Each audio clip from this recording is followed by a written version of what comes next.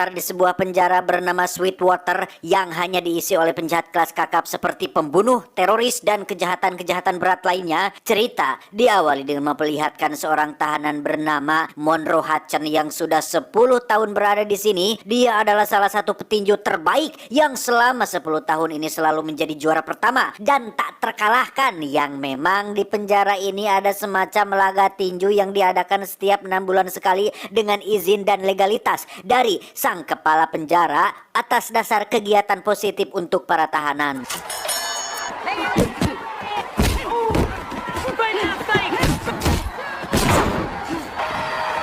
Beralih keluar penjara, lebih tepatnya di Las Vegas, di mana kita akan diperkenalkan pada seorang juara tinju kelas berat dunia bernama George Chambers, atau sering dipanggil dengan nama Iceman, julukan yang disematkan berkat aura dinginnya dalam setiap menjatuhkan lawan-lawannya, di mana saat ini Iceman sedang tersandung kasus pemerkosaan yang dituduhkan oleh salah satu teman wanitanya. Entah tuduhan ini benar atau tidak, Iceman yang dikenal arogan pun harus ikhlas menerima fakta bahwa dirinya akan mendekam di penjara Sweetwater untuk waktu yang tidak bisa ditentukan sampai ditemukannya bukti-bukti kuat yang bisa meringankan tuduhan tersebut.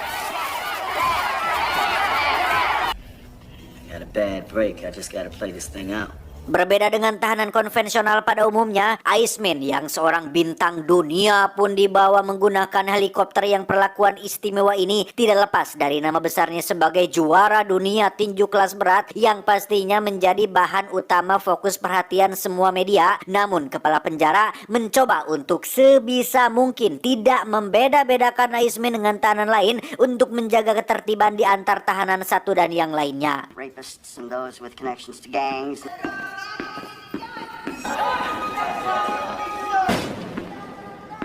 Lagi, kita akan melihat sesuatu yang menarik dari si Iceman ini. Kita tahu bahwa tahanan baru alias junior biasanya akan takut, ketar-ketir, atau setidaknya gugup lah pertama kali masuk penjara. Iceman, nehi tidak seperti itu, karena titelnya sebagai petinju nomor 1 dunia membuat Iceman tidak sedikit pun merasa takut. Justru malah teman satu kamar selnya yang lebih lama tinggal di sinilah yang dia buat gugup dengan keberadaan Iceman di tempat ini.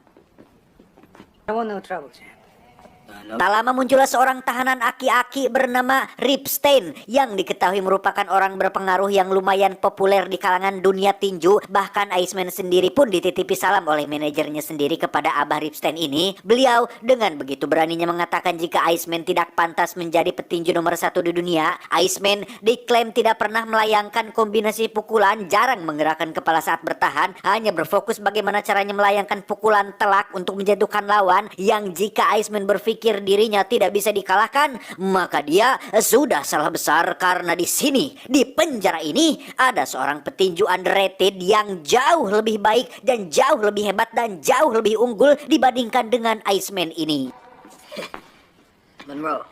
Name's Monroe Hutchins. Saat jam makan, kita lagi-lagi akan diperlihatkan dengan attitude buruk dari si Iceman yang dengan seenak jidat melemparkan makanan penjara gara-gara tidak selera dengan menu yang disediakan, di mana semua tahanan senior yang lebih lama tinggal di sini pun hanya bisa duduk diam sambil melihat tingkah si Iceman ini, karena dengan tubuh besar dan pukulan kuat yang bisa membuat Anda dikirim ke rumah sakit, siapa atuh yang akan berani melawan?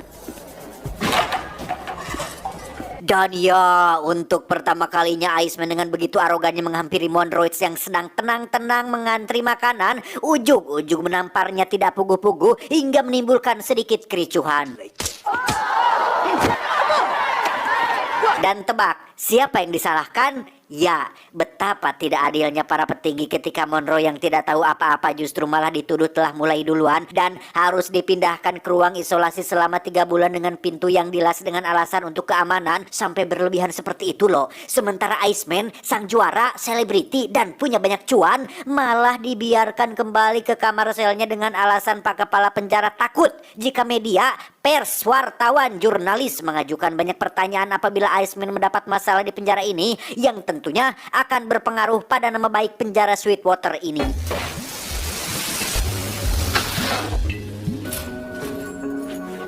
Saat jam istirahat di lapangan, Iceman terlihat sedang duduk bersama teman sekamarnya dan diberitahu tentang salah satu tahanan bernama Redback yang sering merasa jika dirinya adalah manajernya Monroe Hutchins di penjara ini. Sehingga Iceman yang masih gregetan terhadap Monroe pun iseng melempar Redback dengan batu kecil, lantas memintanya untuk melayangkan satu pukulan gratis agar terlihat keren di depan semua tahanan. Dan tiba-tiba... Ya, sampai sini Iceman benar-benar sudah keterlaluan. Dan iyalah, tahu dia teh juara dunia, tapi nggak perlu sampai kayak gini juga atuh. Pentatang petenteng kayak jagoan, jangan mentang-mentang punya perut gede alias kepalan tangan yang besar, seenaknya gitu sama yang lemah teh. Bertolak belakang dengan sifat Iceman, Monroe justru adalah sosok petinju amatir yang memiliki karakter tenang dan sabar. Hal itu dibuktikan ketika dirinya mengembangkan hobi uniknya, yaitu merangkai tusuk gigi untuk menjaga pikirannya tetap stabil dan tidak mudah amek-amekan dan mudah stres. Akibat dari sifat arogannya, Iceman mulai mendapat masalah ketika pengacaranya mengatakan jika aset dan tabungannya mulai menipis, satu persatu produk endorse mulai pergi, yang hal ini tentu saja akan sangat berpengaruh pada masa depannya, yang jika Iceman mau menurunkan sedikit egonya dan mau meminta maaf kepada si pelapor, mungkin hukumannya akan dikurangi atau bahkan tuntutannya bisa dicabut. Tapi Iceman yang merasa jika dirinya tidak melakukan apa yang dituduhkan pun tetap kekeh, keras kepala, tidak mau minta maaf atas fitnah yang dilayangkan oleh si pelapor. So it don't matter whether I did it or not. Tak hanya itu saja, akibat sifat arogannya yang tidak mau bergaul dengan siapapun, Iceman mulai menjadi target utama para tahanan kuat di penjara ini. Salah satunya adalah pria bertubuh tinggi besar dengan geng kulit putihnya yang ingin menguji kesombongan si Iceman ini. Tapi hanya dengan satu kali pukulan saja, pria itu langsung ngejengkang tak berdaya dan kapok melakukan hal seperti itu lagi. Tak sampai situ saja, Iceman bahkan didatangi oleh seorang primadona penjara alias tahanan paling cantik di penjara ini. Maksudnya tahanan yang merasa jika dirinya paling cantik dan seksi di penjara ini, di mana si cantik ini diutus oleh geng kulit hitam untuk bergabung dengan kelompoknya dan menjelaskan jika Iceman terus sendirian dan tak punya teman, maka lama-lama dirinya akan tersingkirkan. Tak terima diancam seperti itu, Iceman pun mendatangi bos dari geng kulit hitam dan... You wish to come and join with us? Ya, yang pertama kali Iceman lakukan adalah menamparnya kemudian menghajar seluruh anak buahnya sehingga mereka tidak akan lagi berani macam-macam mengganggu ketentraman Iceman di penjara ini. Alhasil bapak kepala penjara dan seluruh staf pun bingung harus biji mana lagi. Beliau-beliau ini merasa bersalah antara harus menghukumnya atau dibiarkan saja. Sehingga Iceman diperingatkan untuk jangan membuat kericuhan lagi, karena jika tidak maka mereka akan menghapus akun Instagramnya secara permanen. Barulah Iceman terdiam dan mau nurut. Anything I want, because people love a guy who can fight. Beralih ke Monroe yang sudah berhasil menyelesaikan karya seni dari tusuk gigi, di mana kita akan diperlihatkan masa lalu Monroe sekaligus alasan dia di penjara seumur hidup, yang ternyata Monroe memergoki istri sahnya sedang selingkuh dengan pria lain dan membunuh pria berdebah itu hanya dengan tangan kosong, sehingga pengadilan menyatakan jika latihan keras yang dijalaninya membuat Monroe menjadi sosok yang berbahaya dan dianggap sebagai senjata hidup yang mematikan. Tapi terlepas dari tindakannya yang salah, kita semua pastinya sepakat untuk setuju dengan tindakan yang Monroe ambil, karena harga diri seorang laki-laki ataupun suami harus bisa dijaga dengan baik entah bagaimanapun caranya.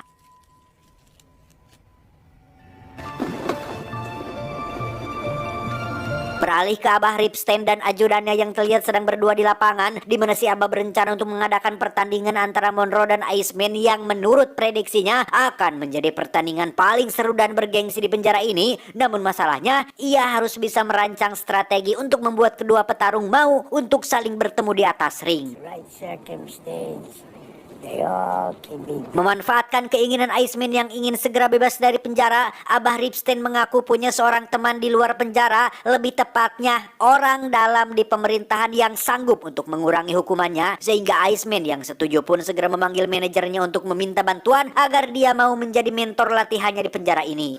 Mandy Ripstein says that then it's the real deal. Untuk Monroe, dia langsung dikeluarkan dari kurungan isolasi dan segera menemui si Abah untuk tawar-menawar soal keuntungan yang didapatkan. Monroe akan mendapatkan keuntungan sebesar 40% dari hasil taruhan pertandingan ini, yang karena Monroe masih punya adik perempuan dan keponakan yang masih kecil-kecil, ia tanpa banyak berpikir langsung menyetujui kesepakatan tersebut. No gloves, bare-fisted at a finish. Alasan kenapa kepala penjara dan seluruh pengurus penjara ini mengizinkan diadakannya laga tinju adalah karena mereka juga mendapat keuntungan dari hasil taruhan judi yang dilakukan, sehingga jelas bahwa uang bisa merubah siapapun, bisa merubah apapun. Alih-alih penjara sebagai tempat memperbaiki diri, malah menjadi tempat untuk mencari keuntungan pribadi. And a real goddamn fight, pure. And never to be spoken of in my presence.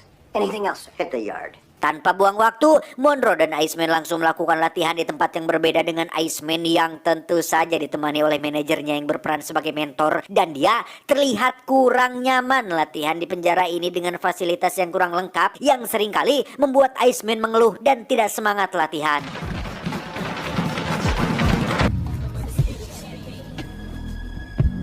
Berbeda dengan Monroe yang sudah terbiasa sederhana dan apa adanya, ia bahkan melakukan jogging tepat di cuaca dingin untuk menunjukkan siapa yang lebih bertekad kuat di antara mereka berdua.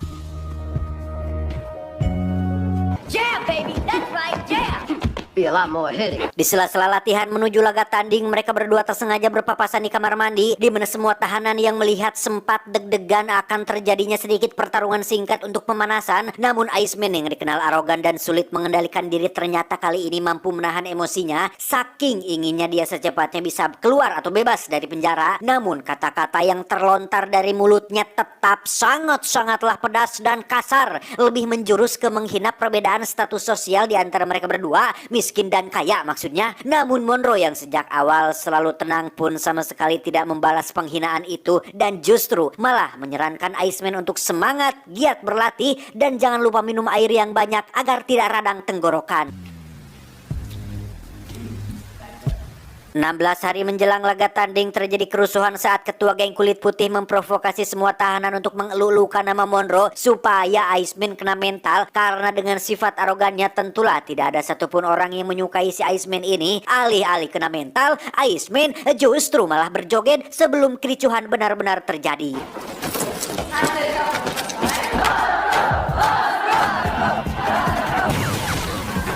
Gara-gara insiden kericuhan di kantin barusan, kepala penjara pun secara sepihak membatalkan laga tanding yang sebentar lagi akan digelar, sehingga hal itu memicu kemarahan si Abah Ripstein yang meminta bertemu langsung dengan kepala penjara. Yang di sini kita akan diperlihatkan bukti betapa besarnya pengaruh atau sima seorang Abah Ripstein di masa lalu, ketika beliau dengan begitu beraninya mengancam kepala penjara dengan beberapa detail ancaman yang mungkin bisa menyakiti keluarganya, entah itu istrinya, anaknya, atau cucunya, yang karena seluruh anak buah termasuk kepala sipir lebih pro terhadap Abah Ripstein. Si kepala penjara yang takut pun terpaksa mengizinkan laga tanding ini tetap diselenggarakan sesuai dengan tanggal yang sudah ditentukan. Hope you and your family have a very pleasant time. Semua tahanan seperti geng kulit putih, geng kulit hitam, dan geng orang Rusia tentunya mendukung Monroe untuk menjadi pemenang, termasuk menaruhkan semua uang yang mereka miliki untuk kemenangan Monroe. Yang karena takut kalah dan mengalami kerugian, mereka semua berencana untuk membantu Monroe dengan akan memasukkan obat penenang ke dalam minumannya si Iceman. Dan apa tanggapan Monroe? You do that, I'm gonna break you up into pieces.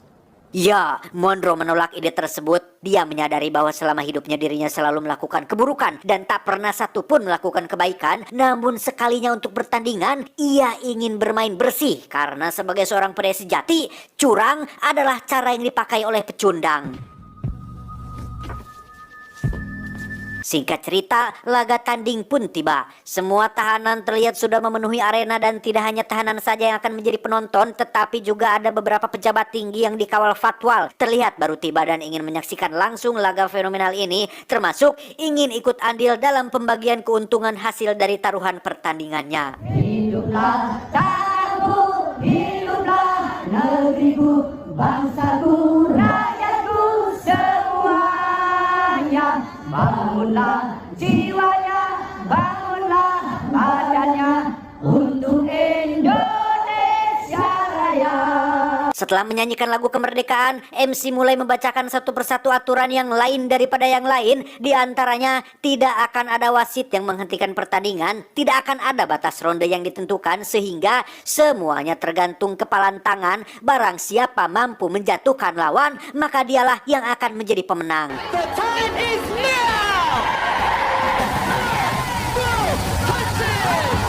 Dan inilah yang ditunggu-tunggu, yaitu detik-detik masuknya Iceman ke dalam arena dengan gaya yang masih saja jumawa alias belagu alias songong. Yang tak lama bel pun berbunyi, tanda pertandingan sudah dimulai.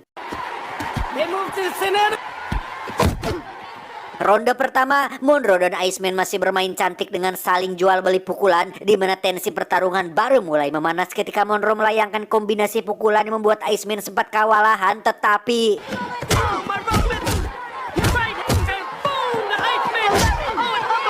ya, tepat saat bel berbunyi tanda ronde pertama berakhir, Monroe dipukul jatuh oleh bogeman keras yang dilayangkan Iceman, di mana semua penonton langsung riuh meneriaki Iceman yang dianggap hanya sedang beruntung saja.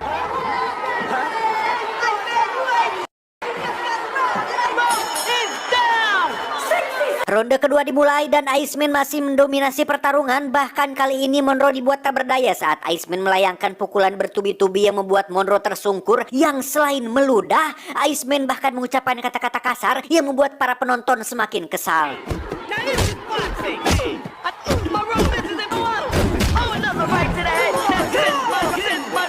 Bel pun berbunyi tanda ronde ketiga dimulai. Kali ini Monroe mulai bisa membaca permainan, di mana ia masih terpojok dengan pukulan telak yang dilayangkan oleh Iceman. Tapi pada satu titik, Monroe berhasil membalikkan keadaan ketika hook kirinya bersarang tepat di wajah Iceman yang langsung membuat dia terhuyung dan roboh untuk pertama kalinya dalam sepanjang karir tinjunya.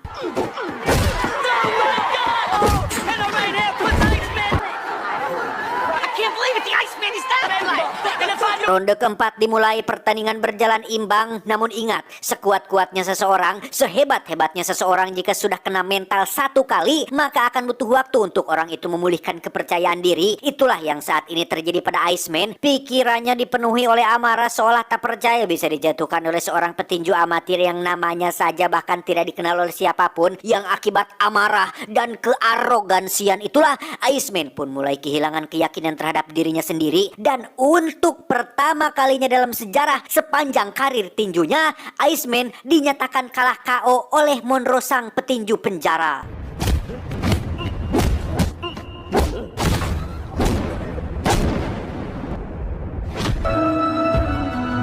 Beberapa waktu berlalu, diketahui Abah Ripstein meninggal dunia 3 minggu setelah laga tersebut. Namun ia tetap menepati janjinya dengan memberikan 40% uang hasil taruhan kepada Monroe dan Iceman yang mendapat pembebasan bersyarat dan dinyatakan tidak bersalah setelah si pelapor ternyata hanya sedang emosi dan baper saja. Jadi sebenarnya si Iceman ini tidak benar-benar memperkosa si korban. Bahkan saat ini Iceman sedang mengikuti laga tinju dengan seorang petinju terkenal dengan masih memegang sabuk juaranya sebagai petinju nomor 1 di dunia.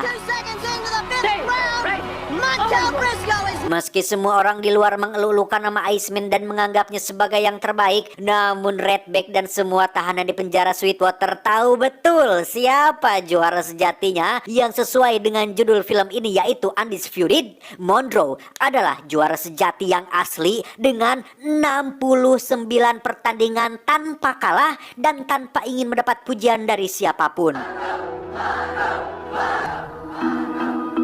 Tamat, ending yang cukup memonrokan. Pesan yang bisa kita ambil dari film ini adalah jangan sombong, sadarlah bahwa keberhasilan yang diraih tidak pernah terlepas dari bantuan orang lain. Ingat, dan janganlah kamu berjalan di muka bumi ini dengan sombong, karena sesungguhnya kamu sekali-kali tidak dapat menembus bumi dan sekali-kali kamu tidak akan sampai setinggi gunung.